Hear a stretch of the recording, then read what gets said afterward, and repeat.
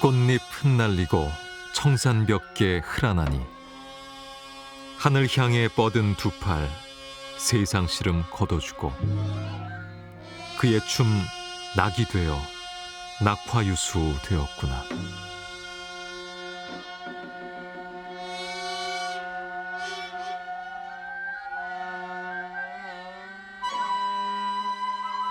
음풍농월 익은 소리 애간장을 잠재우고 열반의 벚꽃 소리 생로병사 잊게 했네. 마음속에 담긴 풍류 세상 잠시 내린 선군인가. 하늘 향한 옷차림에 심소 하나 챙기소서.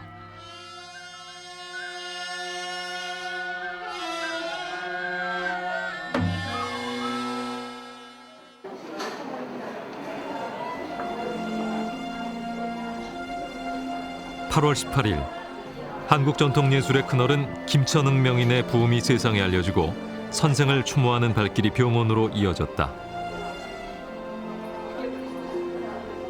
누구에게나 환한 웃음으로 대하시던 선생이었기에 선생이 살았던 분주한 시간만큼이나 많은 사람들의 마음이 선생의 하늘길 배웅에 함께했다.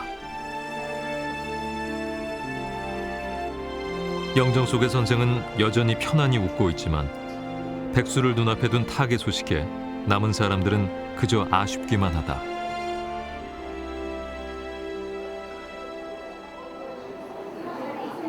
장수하셔서 저희들 행복했고 그동안 애 많이 쓰셨어요. 너무너무 감사할 따름입니다. 그러네요. 연로하시니까 돌아가시는 거 당연한데 왜 이렇게 허전한지 모르겠어요. 김천흥 선생은 우리 궁중무학의 전설 같은 존재입니다. 수많은 제자들을 양성하셨고 그 제자들에 의해서 한국의 지금 현 궁중무용, 궁중무학이 전달되고 있는 그런 사정입니다. 우리 예술원에서 함께 김 선생님하고 생활했습니다만 후학들을 사랑하는 마음이 부모가 자식을 돌보듯이 그렇게 늘 친절하게 돌봐주시는 그런 큰 어른이 있었습니다. 지금 김천흥 선생을 잃었다 하는 것은 우리 무용, 음악 전체의 큰 슬픔일 수밖에 없습니다. 제자들에겐 부모가 되고 하늘이 되어 주었던 큰 스승. 그렇게 인자하고 끝없는 제자 사랑을 실천하던 김천흥 선생. 그가 살았던 한 세기 남짓한 시간, 그는 우리에게 무엇을 남겼는가?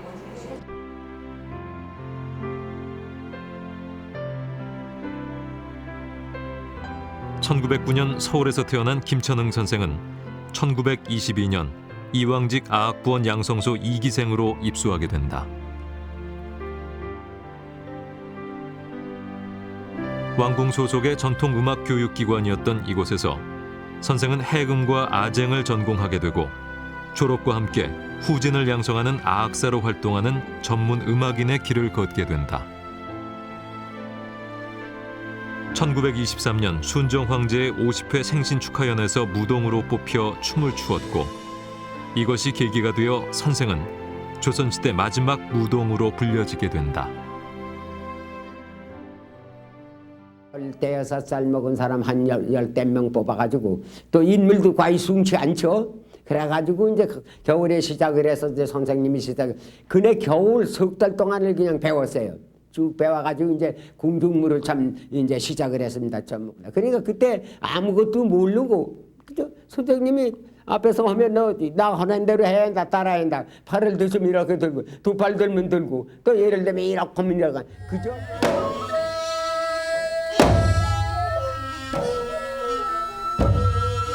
봄날 노란 꾀꼬리가 지저귀는 모습이 너무 아름다워 무용으로 만들었다는 춘행전은 임금 앞에서만 추어지는 궁중무용 중에 백미로 손꼽힌다. 화문석 안에서만 추어야 하는 춘행전은 정중동의 절제미가 돋보이는 춤으로 노란 앵삼을 입은 선생은 한 마리 아름다운 꾀꼬리가 되어 너울너울 한 세상을 아름답게 날고 또 날았다. 출렁이는 장단에 선생의 버선빠른 신명을 짐작하게 하고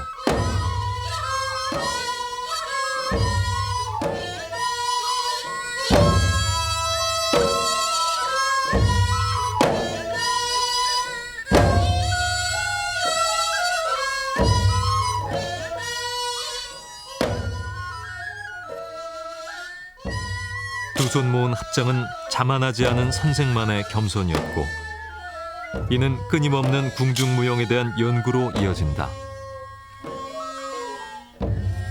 선생의 이런 열정은 하나둘 다시 빛으로 나타났고 일제강점기를 거치면서 끊겼던 궁중무용은 선생에 의해 하나둘 복원되어 무대에 올려지기 시작한다.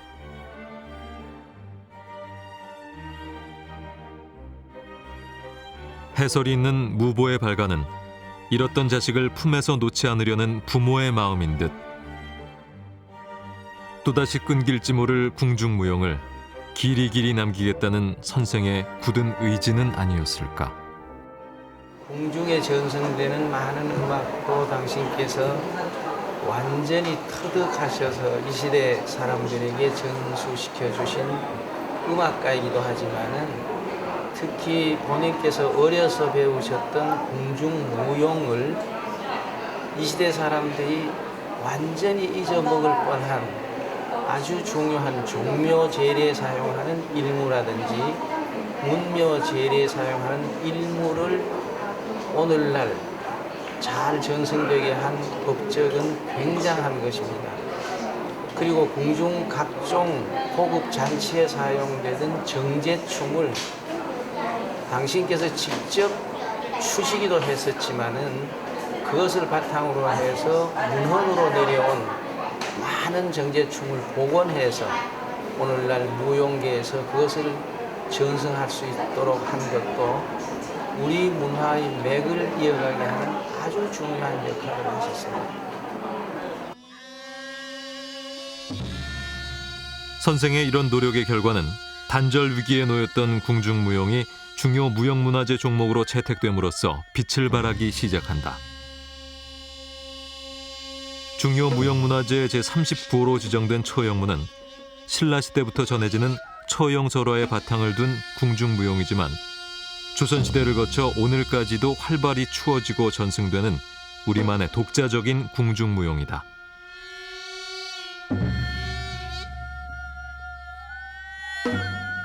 처형무의 예능 보유자였던 김천흥 선생은 더욱 힘찬 춤사위를 이어가게 했다.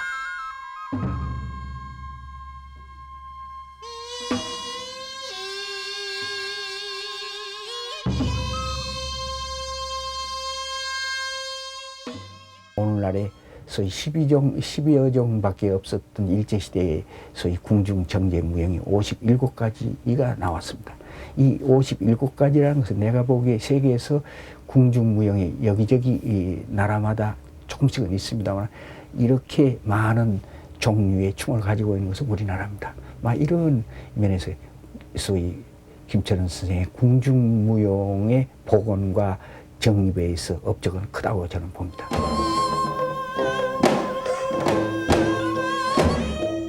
우리가 살아가는데 좋지 않은 기운을 모두 풀어낸다는 살풀이춤.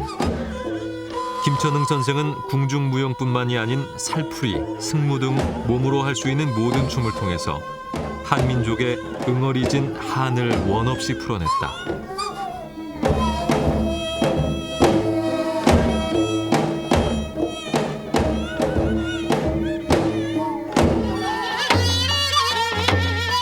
선생의 몸짓은 바람처럼 구름처럼 그렇게 자연을 닮아 있었고 끈길 듯 이어지는 곡선의 흐름은 한국인의 가장 아름다운 몸짓 그 자체였다. 장삼 속에 감춰진 작은 몸집의 거인 김천흥. 선생은 그토록 애지중지 춤을 아꼈고 자신이 갖고 온 춤에 대한 열정을 세상과 또 그렇게 나누었다. 진땀이 납니다. 뭐 솔직히 얘가 이제 배우는 학생들더라도 내가 얘기지만 파란 가락 장단 몇 장단 뛰면 이마에 진땀이 나야 한단 말이야. 그 진땀이라고 그런다. 응? 그러니까 그만큼 정신을 들이고 또 온 정력을 들여서 해에 그게 그 결과가 오는 거지. 응? 예. 쉽게 말하자면 적당히 뭐 박자에 맞춰서 무릎 구부리고 팔 들었다 놨다 하고 이것은 아니다. 이왕직 아학 부원 시절부터 줄곧 선생의 삶의 터전이 되었던 국립국악원. 국악계 큰 어른으로 든든한 버팀목이 되어주었던 선생의 자리는 이제 주인을 잃고 덩그마니 의자만 놓여 있다. 사진 속의 선생은 유난히도 제자 사랑이 특별했던 사람이었다.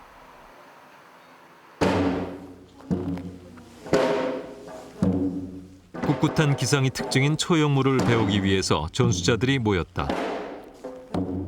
전력을 다해 혼신의 힘을 다해 한삼자락을 휘날리는 스승의 모습을 조금이라도 더 닮아보려 애써보는 제자들. 손짓이 아닌 90년 세월로 춤을 추는 스승을 따라하기란 여간 쉽지 않지만 선생은 전통을 잇겠다는 제자들의 마음이 기특할 뿐이다. 그 괴목으로 해야지 뭐. 술만 흘려 물려도 춤을. 그래. 얼마나 애를 쏟고서. 응? 제자들의 발표에도 일일이 챙겨서 다닐 만큼 소박한 정이 넘치는 선생이셨다. 이리 와, 이리 와. 나 좀. 예, 선생님. 나 좀 봐. 네. 이게 뭐예요, 선생님? 이게 오고 가는 정이야. 저도 정이 있고 나도 정이 있어.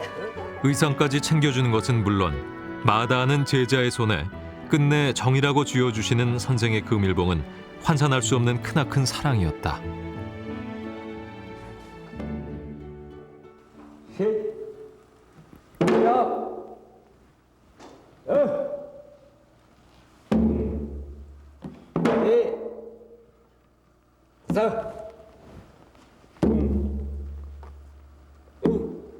한 올의 욕심 없이 그렇게 제자들과 나누고 함께했던 스승 김천응. 선생이 알고 있는 우리 춤의 멋을 더 많이 나누기 위해 증손여뻘 제자들을 위한 부지런한 걸음도 마다하지 않으셨고 오로지 올곧은 맥을 이으려는 선생의 춤사랑은 제자들에게 춤 이상의 의미로 강하게 오래오래 기억되었을 것이다.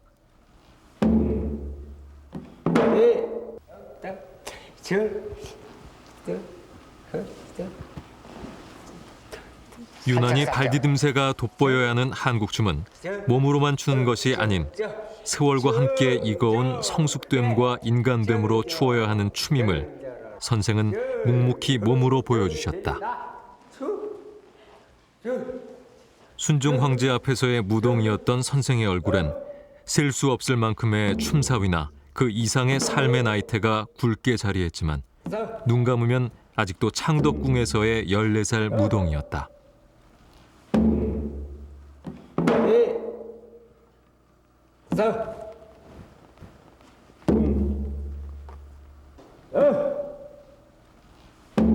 단순히 기교로 추는 춤이 아닌 가장 순수한 영혼을 울리는 운명처럼 숙명처럼 추어지는 바람 같은 춤을 기원하면서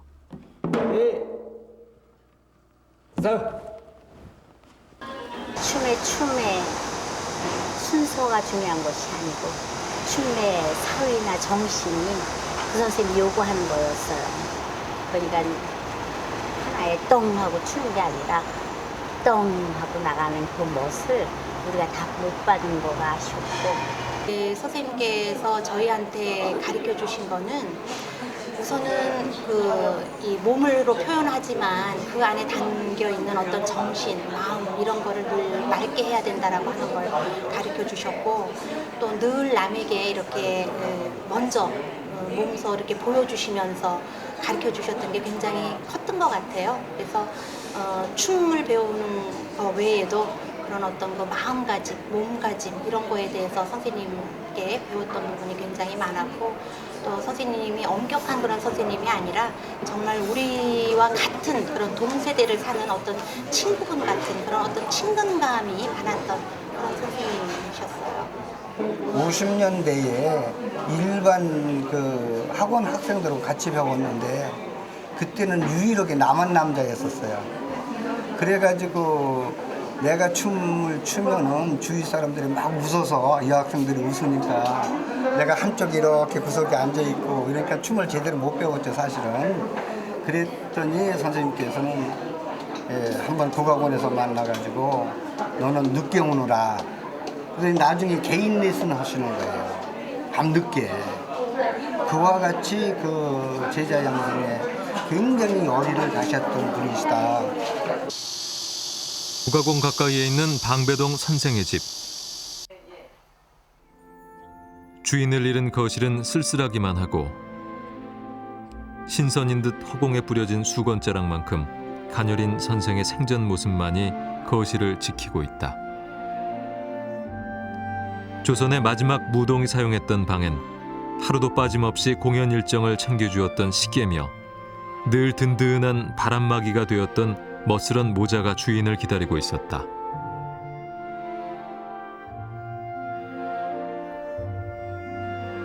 (60년을) 함께 살아온 부인 박준주 여사와의 회홀례는 선생에게 또 다른 기쁨이었다. 하계 캠프를 갔는데 이번에 갔다 오고 오늘 막 지금 막 늘 즐거운 마음으로 오로지 음악과 무용만을 위해 열정을 쏟을 수 있었던 것도 모두 가족들의 배려 덕분이었다. 그 학교라든지 그 이제 선생님들은 애를 쓰지만 학생들에게 이제 그런 좋은 기회가 없다고. 그 좋은 일이었다. 삼남 이녀의 다복한 자손들이며 조카, 손녀 등 선생은 가족들과도 많은 대화를 나누면서 가장으로서의 역할도 부족함이 없었고 늘 행복하게 살 것을 말씀하셨다. 사랑하는 부인 박준주 여사가 병환이 깊어졌을 때도 늘 즐거운 대화를 나누던 선생은 그 해맑은 웃음으로 모두를 즐겁게 해주는 그런 분이셨다.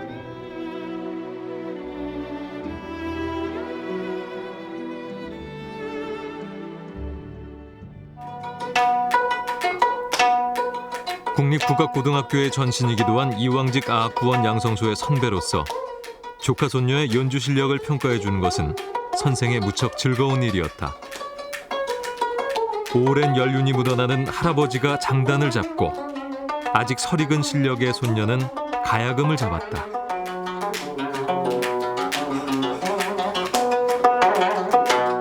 이제 그게 내가랑 국거리에서 자진말이 나갈 때 그거 뭐가 매듭이 있지? 그래갖고 매듭을 딱 뒤에 이제 신호가 된다고 서로.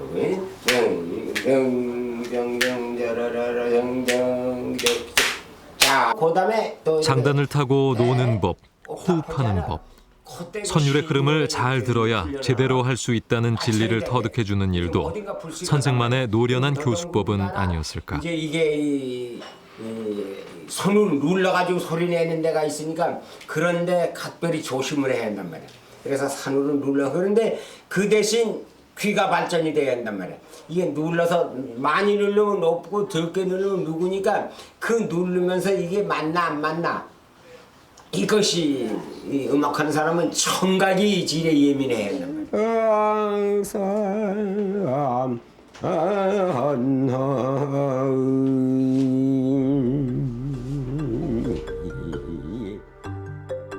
한국 전통음악은 악, 가, 무, 연주와 노래, 무용이 함께 결합하는 종합예술이라고 했다. 선생은 무용과 연주는 물론 실제 궁중무용에서 무용수가 불러야 하는 창사를 위해 우리 전통가곡을 필수로 가르쳤다. 제대로 된 창사 악보를 만들기 위해 직접 악보를 만들기도 하셨는데 악보에 나타난 음의 높낮이뿐만이 아닌 노랫말이 지닌 의미를 보다 정확하게 표현하기 위한 부호 등을 적은 악보였다.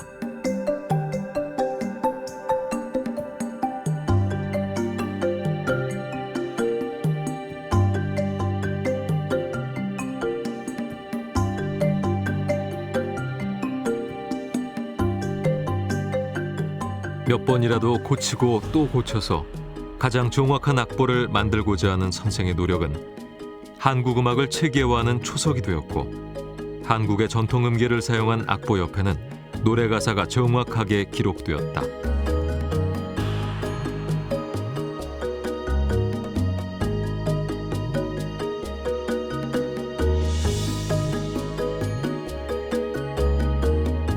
뿐만 아니라 어떻게 소리를 내야 하는지도 적어놓은 선생의 꼼꼼함은 선생이 없더라도 반드시 전통성을 잃지 말고 제대로 공연을 하라는 선생의 묵시적인 부탁이었을 것이다.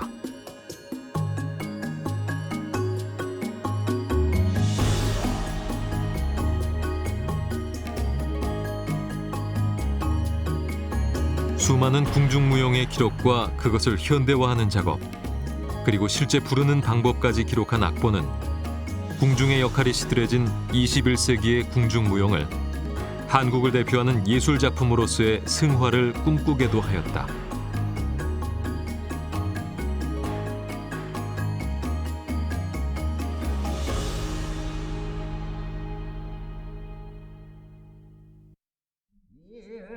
일제강점기를 몸소 겪으면서 전통의 보존과 전승이 얼마나 중요하고 절실한 것인지를 깨달은 선생의 악보 작업은 선생의 말년을 채워주는 중요한 작업이었다.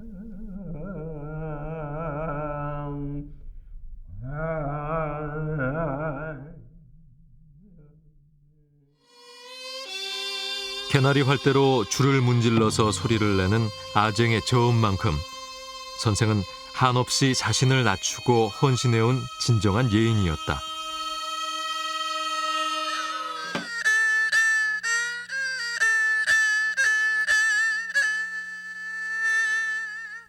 때론 해금의 익살맞음으로 줄타기 하면서 즐거워했고 전승이 끊길 뻔한 양금의 낭낭한 울림을 찾기 위해 무던히도 애태웠던 시간도 있었다. 그러나 이제 유람하듯 장난치듯 찬란하게 뻗어나가는 양금 소리를 되찾은 선생은 다행이다 싶은 마음에 양금에 각별한 애정을 가지셨었다.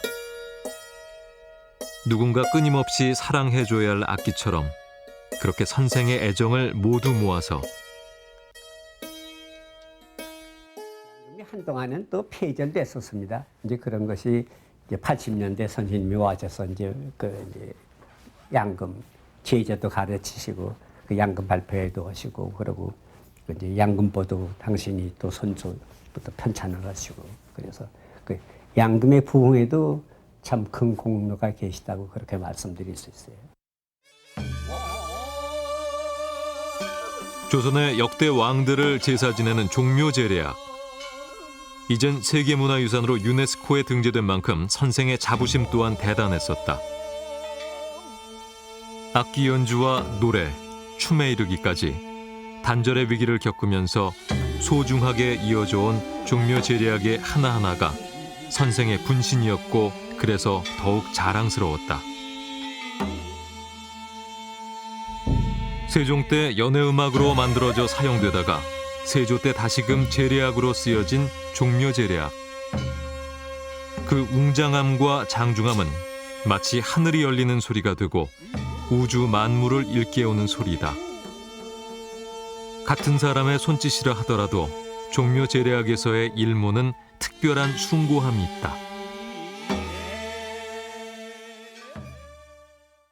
선생께서는 해방 전후로에서 참으로 어려운 시대에 소위 국악보국 운동을 하신 분이다. 다시 말해서 이황직 악구 출신으로서 민속악계나 혹은 일반 대중과 더불어 국악운동을 하기가 참으로 어려운 시대에 기산 박헌봉 선생과 더불어 같이 신보국 운동을 했다. 지금 생각해보면 근 100년에 가까운 시대에 그런 역사적인 국악보국 운동을 했다는 것은 쉬운 일이 아닐 것입니다. 그럼에도 불구하고 참으로 아주 현실적인 국악 운동에 참여하신 분입니다. 참 안타까운 것은 이제는 국립국악원의 전실의 역사를 그렇게 영역하고 낱낱이 증언해 줄 분이 마지막으로 가신 분이다. 그런 안타까움이 있습니다. 수없이 많은 업적을 남기고 들었던 감사와 찬사에도 늘 자신의 길을 갈 뿐이라는 겸손의 말로 일관하던 김천흥 선생. 그토록 감추고 낮추었지만 오히려 더욱 선명해지는 선생의 업적은 시간이 흐를수록 드러나는 빛이 되었다.